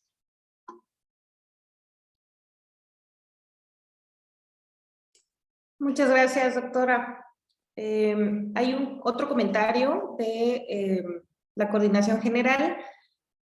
Gracias, compañeras, por compartir con nosotras tan importante información y visibilizar a las mujeres que han luchado tanto por ayudar a todas. Es importante también generar la reflexión en torno a apoyarnos unas a otras y entre nosotras encontrar un apoyo y no lo contrario, porque cada una de nosotras está en su propia lucha, la cual a veces no hacemos visible, pero claro que todas tenemos nuestras propias luchas. La compañera Carla Pedro menciona como madre de familia, esposa, hija, hermana, estudiante y sobre todo como mujer, considero es necesario que esta problemática se pueda abordar en todos los espacios donde nos desenvolvemos. Todos y todas podemos contribuir en la prevención de cualquier tipo de violencia con acciones que permitan visibilizar las conductas que normalmente han sido aceptadas social y culturalmente. Gracias por compartir con todas y todas, menciona Carla. Pero muchas gracias, compañera Carla. No sé si hubiera algún otro comentario de las compañeras, la licenciada Leida, la doctora Olga. Maestra. Sí. A mí me gustaría también comentar algo respecto a la pregunta de cómo explicarle a un chico sobre la situación de la violencia de género, ¿no? Pues como ya lo comentamos, viene del seno del hogar, ¿no? De ese machismo que, como bien lo dijo la doctora Briceño, se va generando ese ideal dentro de la misma familia, pero en sí en los hombres pues es prácticamente el miedo a perder el dominio hacia el otro, ¿no? En este caso, pues si tienes una pareja, un novio, tu hermana, tu madre incluso, ¿no? Ese miedo a dejar de ser alguien o dejar de ser él desde el mismo ideal masculino, ¿no? También aquí en los hombres pues se da mucho una restricción emocional y esa racionalización de los sentimientos. Los hombres fueron educados para no expresar sus sentimientos. Sabes que tú eres hombre y no debes de llorar, ¿no? Y a la mujer la debes de tratar de tal forma y controlarla de tal forma. Por eso ahora con todo lo que se vive con las violencias, las mujeres ya hablamos, ya nos expresamos, ya no nos callamos, ya no nos ponen, como vulgarmente decimos, un cierre en la boca para que no externes nada, ¿no? Sí existe mucha discriminación, sigue habiendo eso, pero las pocas personas que alzamos la voz y otras que no alzamos la voz, pues ya ese es el momento de ir pues avanzando y dejando esta alerta permanente que tenemos por la violencia de género. Tenemos esos focos rojos que los jóvenes, las jóvenes, los esposos, los padres, pues lo que tienen que hacer es informarse aún más, ¿no? Pero no solo es informarme, sino yo volverme a reencontrarme con ese niño interior para poder, pues, sanarme. Si yo no me sano, simplemente no voy a poder estar bien conmigo mismo ni además poder ayudar a la otra persona. Tengo que sanarme yo como persona y poder amar y querer y proteger a la mujer. Eso es para amarla, no para dañarla. Eso sería mi comentario, maestro. Muchas gracias. Hay un comentario de la maestra Cristina Martínez. Menciona: muchas gracias, doctora y maestra. Sin duda, todas las mujeres somos fuente de inspiración. Muchas gracias, maestra Cris. Noemí Guadalupe López menciona: lamentablemente recibimos muchas críticas, empezando por las formas en las que las mujeres pedimos respeto. En mi familia el tipo de pensar es diferente, cuestiona mucho los movimientos feministas, sin embargo yo pienso diferente. Entonces, ¿cómo poder abordar este tipo de temas con personas tan cercanas a ti sin generar algún tipo de conflicto al momento de expresar nuestra opinión? Pregunta Noemí. Y Marlene Jeremy dice: buenas tardes. ¿Qué se le podría decir cuando dicen esas no son formas, referente a cómo se manifiestan? Son preguntas complejas. Sí. Son preguntas muy complejas que lo que a mí, la verdad, digamos, no podría yo dar una respuesta fácil, digamos, ahorita sencilla como receta, pero digamos que les voy a hablar como psicoterapeuta. Como psicoterapeuta, digamos que, pues, creo que hay que, digamos, eso se tiene que trabajar, digamos, de persona a persona o en grupos. Creo que, y lo que veo es que hay como mucha necesidad, ¿no? Necesidad de expresar de las jóvenes. Lo que yo he encontrado en mis grupos de tutoría, que no son de psicoterapia, pero son de tutoría, ahí lo que hacemos es, pues, digamos, de cualquier tema que abordamos, pues siempre por más que tratemos de evitarlo, pero siempre vamos a abordar este enfoque de género. Este enfoque de género porque siempre las chicas, y además también un enfoque humanista. Entonces, desde ahí, desde cada situación personal, desde cada biografía, es que abordamos cada tema. Por eso digo yo que a lo mejor sí puede haber como recomendaciones, ¿verdad? Yo lo primero que le digo a las estudiantes, a ver, no tienes que llegar con el tema de frente, ¿no? Digamos, de frente de decir, bueno, pues yo soy así, ¿no? Porque también quieres a tu familia, ¿no? También ellos te han proporcionado, pues, todo lo que eres, lo que tienes, has aprendido muchas cosas, pero hay cosas que a lo mejor con las que no estás de acuerdo. Entonces sí hay que encontrar estrategias, digamos, de modo que puedas tú tener una cierta independencia, ¿no? Para pensar diferente. Digamos que sí las hay, esas estrategias, pero no, digamos, no podrían ser, yo por lo menos no me atrevería como a decir una receta, ¿no? A poderles compartir una receta, pero sí hay, digamos, hay maneras, ¿no? De poder a lo mejor mandar como esos mensajes asertivos en los que se diga, bueno, pues no estoy de acuerdo. No estoy de acuerdo en eso, ¿no? Aunque a veces eso también es difícil, ¿no? Y nos provoca muchos problemas. Por ejemplo, en el tema de los quehaceres domésticos, lo que yo he encontrado, y bueno, un poco he estado haciendo como diagnósticos con mis estudiantes en cada semestre, es el reparto de los quehaceres domésticos.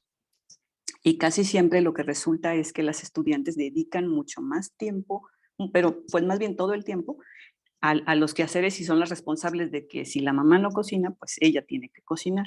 Y quien cuida a los sobrinos o a los hermanos menores, pues también es ella, ¿no? Y muchas estudiantes incluso han sido pues las madres de sus hermanos, ¿no? Menores.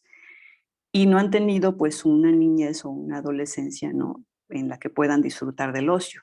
Eso es por un lado. Y por otro, los muchachos, no tenemos muchos estudiantes hombres en el ICE, pero de los pocos, algunos digamos, se nota cómo tienen ellos más espacio para el ocio y también para salir, ¿no?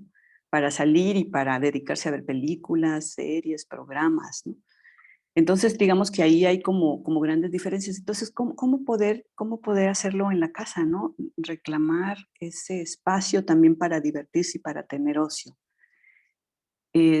Y yo lo que he ido haciendo, digamos, con algunas de ellas es como estas, por aproximaciones sucesivas, digamos, tener como esas pequeñas conversaciones, ¿no?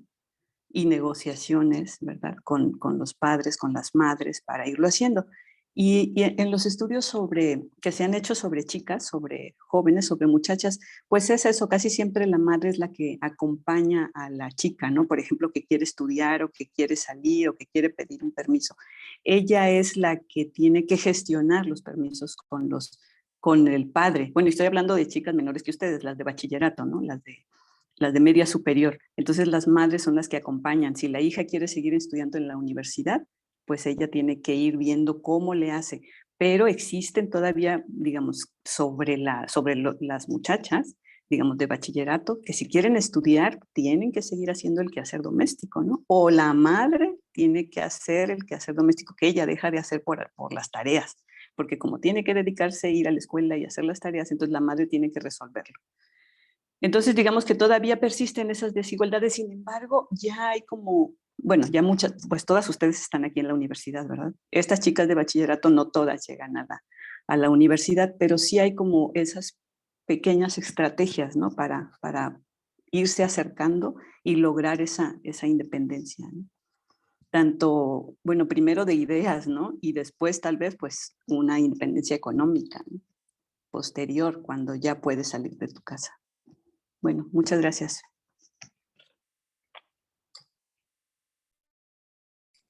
Muchas gracias, doctora. Yo quisiera hacer un comentario, compañeras. Efectivamente, estoy de acuerdo que todas las preguntas que hacen sí son complejas, son complicadas.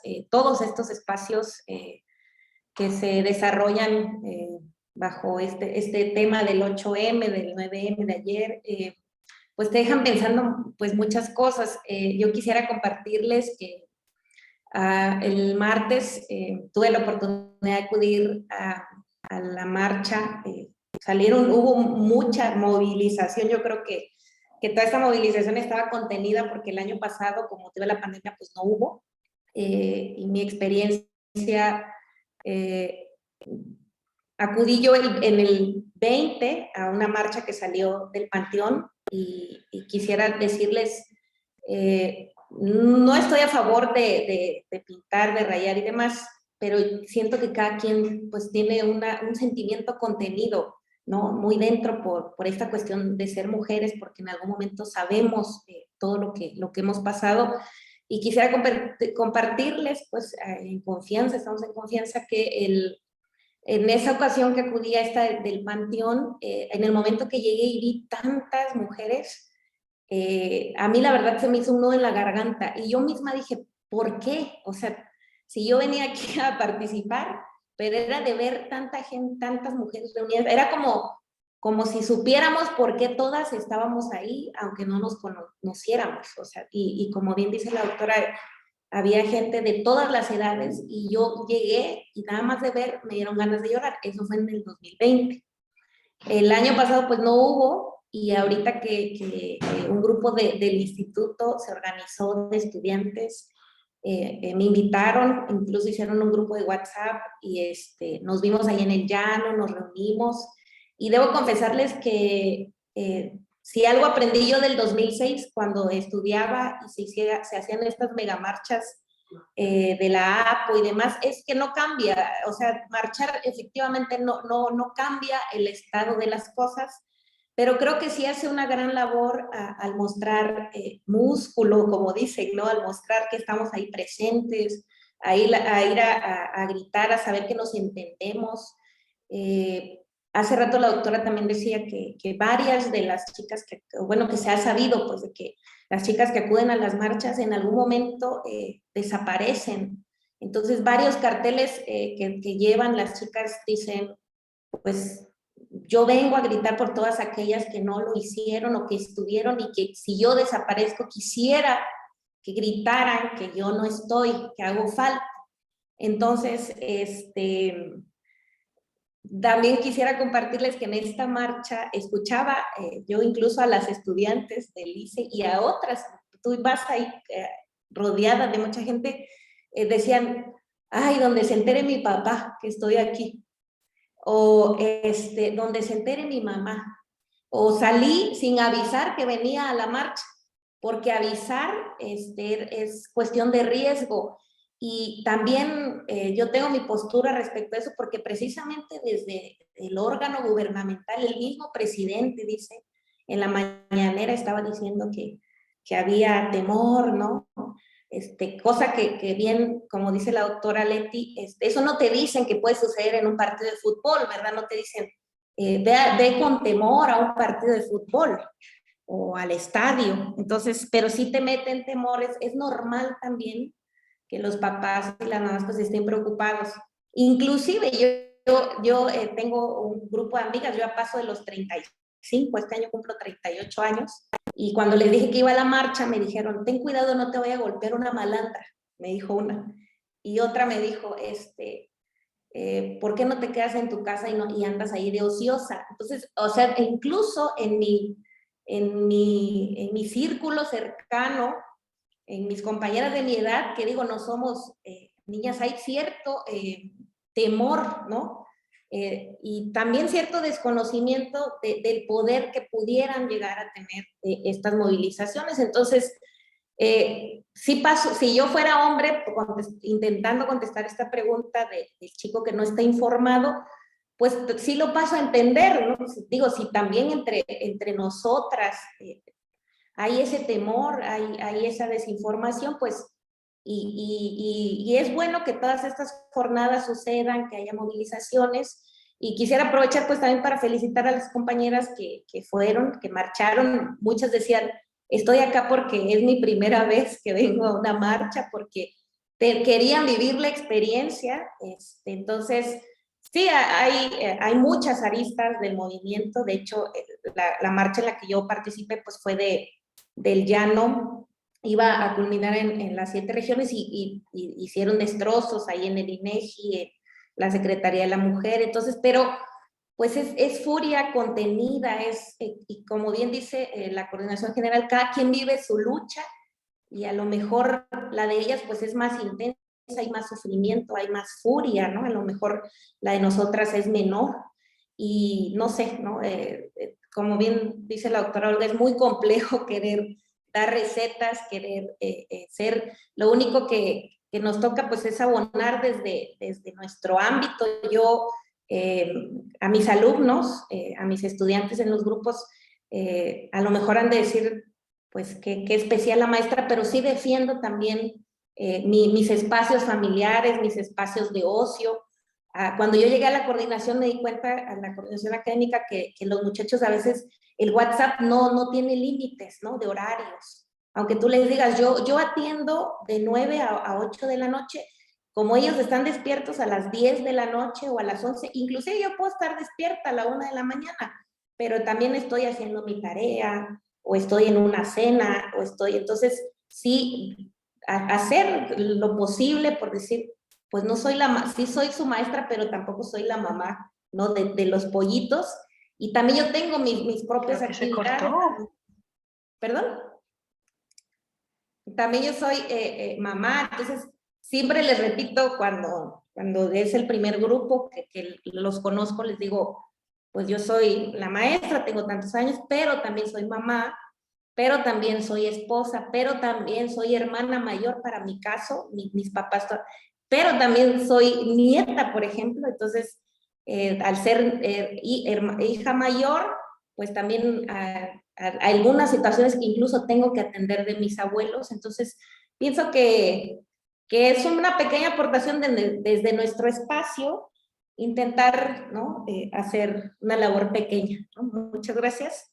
Hay otro comentario aquí del compañero Joseph que dice, tengo una duda, ¿qué piensan sobre algunas mujeres que no simpatizan con el feminismo? Por ejemplo, supongamos que existe una comunidad o una serie de comunidades en México donde la sociedad está organizada de forma machista. ¿Ustedes creen que está bien intervenir en una sociedad así? ¿No sería como una actitud colonial? Por ejemplo, los conquistaron, creían que las indígenas eran unos incivilizados y por eso impusieron su cosmovisión sobre ellos. Lo que quiero decir, no creen que el feminismo tiene actitudes coloniales y universalistas. Creo que el pensamiento decolonial de pensadores musulmanes las ve así. No sé si alguien pudiera comentar. Gracias, doctora. Sí, bueno, para comentar con Joseph, ¿no? Que efectivamente cada mujer, como cada sociedad, sigue su tiempo y sus ritmos. Y uno, inclusive quienes trabajamos en la perspectiva de género, no podemos imponer una visión de ese mundo. A veces, en aras de hacer un bien, ¿no? De creer que la verdad es la que tenemos, a veces generamos más violencias, ¿no? Por ejemplo, llegamos con el discurso de no violencia y convocamos a las mujeres y resulta que después de ese taller se van a sus casas y reciben tremenda golpiza porque se fueron a espaldas del marido. Entonces yo, en ese sentido y bajo la experiencia es, si alguien quiere, no utilizaría intervenir, porque ya la palabra intervenir ya tiene una connotación colonial, ¿no? O colonialista. Yo hablaría, si alguien quiere trabajar con esas mujeres, lo primero que tiene que hacer es conocer el contexto, la historia de las mujeres, de la comunidad, para poder diseñar, para poder incursionar. Primero la escucha en el diálogo de cuáles son las necesidades. Uno no puede llegar a imponer su visión. Incluso cuando alguien dice, es que ya tomó terapias, ya fue, ya la apoyamos, y regresa con el marido que la golpea. ¿Sí? Pues hay que apoyarla tantas veces como sea necesario, porque finalmente es un círculo de violencia en el que está viviendo la mujer y uno no tiene por qué generar procesos que la obliguen. Sí da mucha desesperación, da mucho dolor cuando vemos a una mujer que cae y vuelve a incidir en un noviazgo que la lastima o en una relación afectiva que la está violentando o una relación familiar del esposo que la golpea, que la insulta, que no la deja salir. Pero a veces tendríamos que conocer cuál es el contexto, buscar los elementos. Y hay un elemento muy importante para poder ayudar a una mujer. Cuando una mujer tiene independencia económica, es una mujer que tiene mucho mayor probabilidad de salir de ese círculo de violencia. Y voy a la comunidad. Regreso a esta inquietud de él. Si bien es cierto que uno no tiene el derecho de violentar a través de su propio pensamiento, uno sí tiene la obligación ética y la responsabilidad de visibilizar y de buscar que estas mujeres tengan acceso a la educación, acceso a la salud y acceso a esos derechos que todas las personas en todo el mundo deberíamos de tener. A eso sí.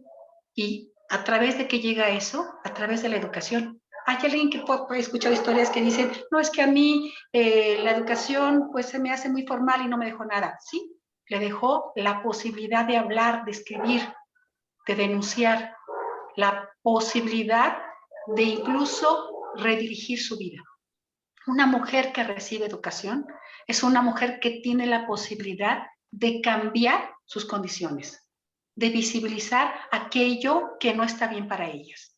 Imaginemos estas mujeres a las que le hacían la ablación y le cercenaban el clítoris, con todo ese dolor, y en aras de qué era este acto, para que no pudieran sentir placer, porque durante siglos se pensó que el placer solo estaba supeditado a ciertos grupos, no a las mujeres.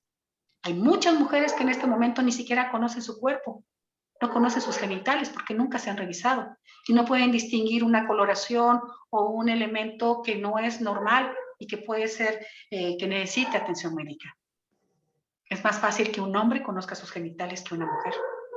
Entonces, a partir de los espacios educativos y de los diferentes espacios donde se trabaja, se pueden generar procesos de información tanto para hombres como para mujeres. Desde el ámbito educativo tenemos que generar conciencia ética acerca de la violencia que viven las mujeres, la violencia feminicida, la venta de niñas. O sea, todavía en pleno siglo XXI, en el año 2022, estamos viendo mujeres que siguen siendo vendidas en nuestras comunidades por una botella de mezcal. Hace unos años a mí me tocó trabajar en una escuela donde me permitieron entrar a generar un proceso de capacitación para poder obtener información de una investigación en donde solo en ese mes acababan de salir 2 mujeres jóvenes. Una porque había fallecido la mamá y el padre fue para que fuera a cuidar a los hermanitos pequeños. Y la otra porque la mamá se encontraba enferma, fíjense, la mamá se encontraba enferma y había que realizar los trabajos domésticos. Las chicas iban en el último año de la carrera, en diferentes áreas, pero en el último año de la carrera. Y las 2 salieron. Ambas tenían hermanos que se podían haber hecho cargo.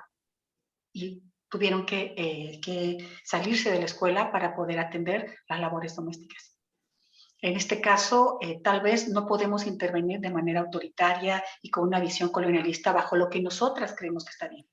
Pero sí estamos obligadas, quienes estamos en el ámbito de las ciencias de la educación, estamos obligadas a investigar, a reconocer cuál es el contexto, cuáles son las condiciones. Y en este caso, si intentamos hacer una labor de trabajo para dar información, que esta no sea intervencionista, que no sea una acción que intervenga y que vulnere más la vida de estas mujeres. La información es vital. O sea, un hombre que esté informado, o sea, por lo menos tiene esta información, ¿no? Un hombre desde niño que sabe que no puede levantarle la falda a la niña, porque él no puede hacer eso, no puede poner espejos debajo de la falda, no puede colocarle, a mí me tocó todavía en el bachillerato, los jóvenes hombres como broma ponían bombas palomazos en los baños cuando estaba más lleno de mujeres. O sea, la violencia es de miles de formas. Eso no puede seguir ocurriendo. Entonces, bueno, Christopher, sí, efectivamente no podemos generar acciones intervencionistas, pero sí estamos obligadas a trabajar para que esto que se vive no siga lastimando a más mujeres, niñas, mujeres adultas incluso. En estos tiempos ya nadie está a salvo. Vemos que incluso ancianas han sido violadas al interior de sus domicilios. ¿Vamos a permitirlo?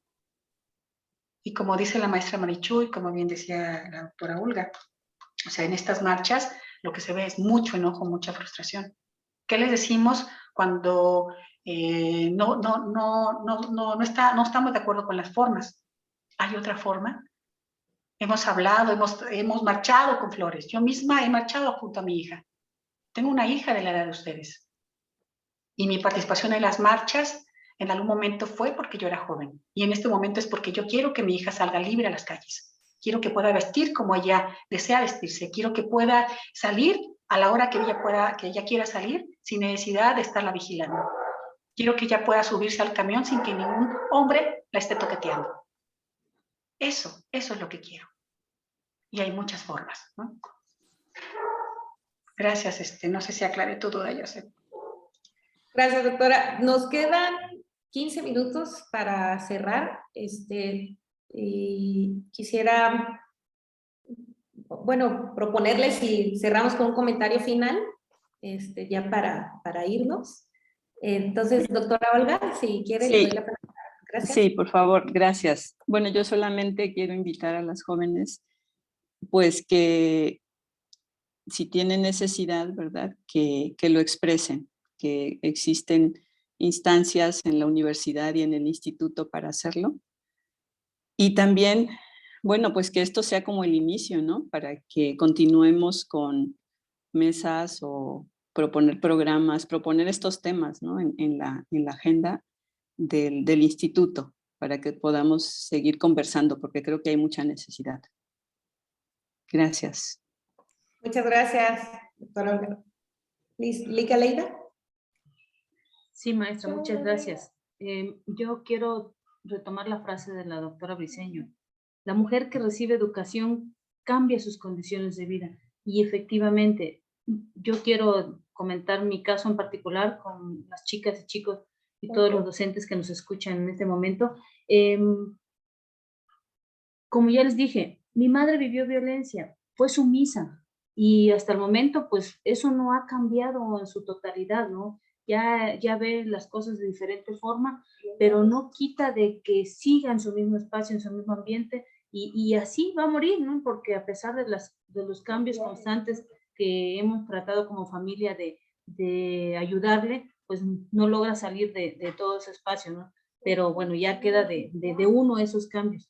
Pero, ¿qué es lo que yo sí le reconozco a mi madre, independientemente de esos defectos que puede uno tener, las virtudes, ¿no? El hecho de que siempre te impulse, de que siempre te diga, tú eres una guerrera, vas a salir adelante, de ti depende las mejoras continuas que puedas tener. Cuando yo estudiaba la preparatoria, como muchos que ya pasamos esa etapa, siempre me dijo, por favor, estudia, porque yo no quiero que tú dependas económicamente de tu esposo. Si llegas a casarte y Dios te da esa oportunidad, quiero que tú económicamente tomes tus propias decisiones y veas qué es lo que vas a hacer. E incluso me dijo, tampoco quiero que si te casas, que tu marido llegue y te diga, ¿sabes qué, Aleida? Pues dejas de trabajar, porque como a mí no me gusta, pues ahora yo te voy a mantener y no te estoy dando el estudio junto con tu papá y la familia para que agarres y por un hombre dejes de trabajar. Y pues bueno, eso y mucho más consejos podría yo recordar de mi madre, pero pues el tiempo es tan corto, que es lo que yo me atrevería a decirle, pues que no nos dejemos, que sigamos alzando la voz, que generemos esa reflexión para nosotras, pues seguir apoyándonos unas a otras, ¿no? Ya existe esa ley que les acabo de comentar y pues aquí estamos, ¿no? Siempre con las puertas abiertas en el instituto para que ustedes con toda confianza puedan acercarse a nosotras y poder externarnos su problema. Y pues un abrazo a todas y gracias por la oportunidad. Muchas gracias, Lic. Muchas gracias. Doctora Leti. Pues nada más me quedaría con el comentario de Lisbeth Belén, que me parece que sintetiza esta idea de los movimientos. El movimiento no impone, busca que puedas decidir sobre ti. Si eso es claro, me parece que la plática cumplió su cometido. Muchísimas gracias, de verdad, por habernos acompañado. Muchas gracias, doctora Leti. Pues para despedirnos igual, agradecer la invitación, agradecer esta iniciativa. Queda pendiente, como dice la doctora Olga, más espacios como estos. Necesitamos escucharnos, oírnos, desahogarnos. Nosotras sabemos toda la contención que llevamos dentro, entonces agradecer a las 119 participantes que todavía nos acompañan y invitarlos a que sigan en esta jornada. A las 3 de la tarde hay otra actividad y muchas gracias. No sé si se van a proyectar constancias o algo aquí al staff. Muchas gracias. Esta, pues, la formalidad de la constancia para la doctora Olga por su participación en la conferencia Aportes de Mujeres Mexicanas a la Historia. Muchas gracias, doctora Olga. Gracias, qué amables. Muchas gracias. A la doctora Leti, María Leticia Briceño Más, igual por la conferencia Aportes de Mujeres Mexicanas a la Historia. Muchas gracias, doctora Leti. Muchas gracias, muchas gracias. Y a nuestra querida Aleida Palacio Martínez también por el aporte en esta conferencia, Aportes de Mujeres Mexicanas a la Historia. Muchas gracias, Lic. Abrazo a las 3. Y su servidora también. Muchas gracias. Los invitamos a seguir en la jornada. Gracias por sus comentarios, gracias por su participación. Hasta luego.